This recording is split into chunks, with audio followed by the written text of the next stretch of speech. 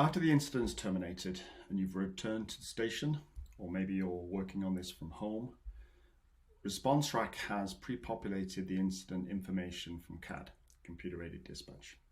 So if the incident type can be determined, it is. If there is textual information, information about the incident, it's provided there. The tone time is provided. Firefighters' responsibility is to update the times. Maybe it took 5 minutes to get en route, 10 minutes to arrive, and then it was roughly an hour for the incident to terminate.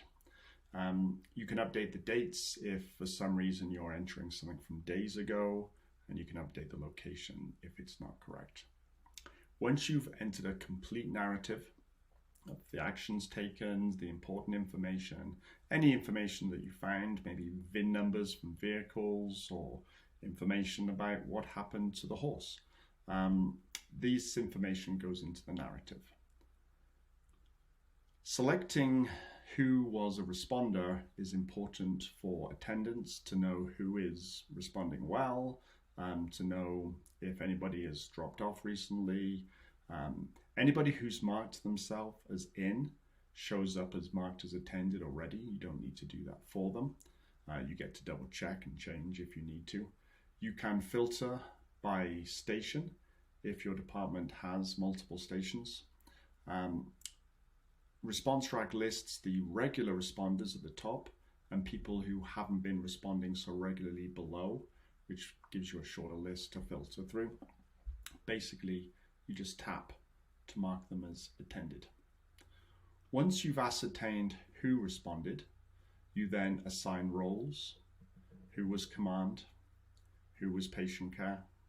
These roles are determined by your department and are appropriate to the incident type. You get to configure, but any additional roles you have show up down below, even if they may or may not be appropriate for this incident.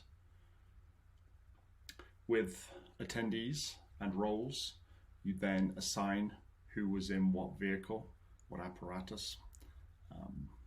That could include POV if you have it, and again, all configured by your department.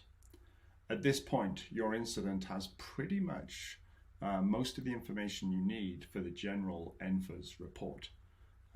This incident report is submit. It's in a preliminary state. Your administrator can review it, check it is okay. Maybe that's a captain, maybe that's a different officer, or it could be an administrator if you have one. And after that step is complete, that it's been double checked, then it can be worked on to be exported to NFIRS.